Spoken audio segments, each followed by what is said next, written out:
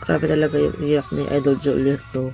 After niyang kinanta yung luha. Ayan ang reaction niya. Kahit na nung time na yun na kinakanta pa niyang luha, di ba, andun niya, umiiyak siya. So yan guys, after niyang kinanta. Kasi she never expect. Walang nakakaalam. Except lang kay Ma'am Josie Galindo. Siya din nakakaalam talaga na yun nga ilalabas doon si Idol Mercy.